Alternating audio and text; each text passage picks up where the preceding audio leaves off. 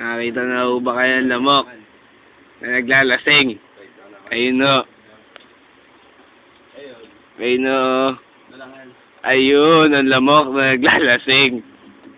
May problema ata eh. Iniwan niya ata ng dugo. Dugo. Yung tinatawag niya ng dugo. Ewan ko. Lamok. Lamok ko yan. Sa English, ano, yung tinatawag niya mosquito. Pwede rin. Pwede rin ano. Parasito. Pwede rin o yun. Eh ano, gusto niya lapit natin. Baka ako kasi lumipad pag nilapit ko ng bonggang-bongga eh. Ayun pa rin, di pa rin siya tutokso dahil lasing. Gusto yata away. Gusto yata mga gat. Lamok yan, may laman yan, matador. Ay, nasabi ko. Tit! Matador! Tit! Matador! Tit!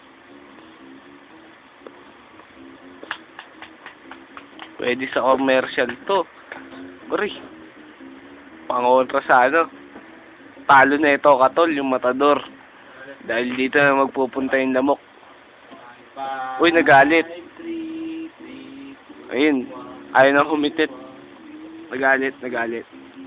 Susubaybayan natin siya hanggang umalis siya.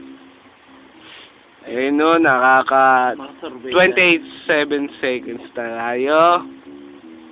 Ay, 1:28 pala. Ayos.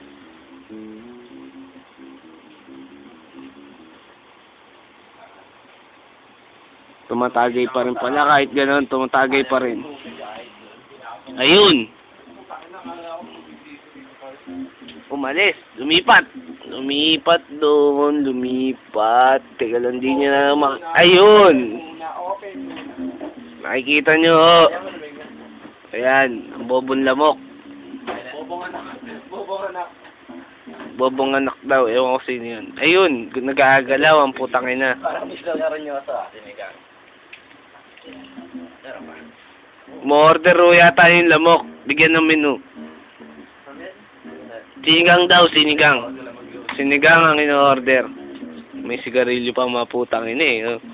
Ayun. Ano mo din, sino nakakatusok mo dyan? Yung lamok. Wala tayong bilis dito ha. Oy, kanina tagay. Wala na pala yung putang ina ng lamok na yan. Pinagod lang ako.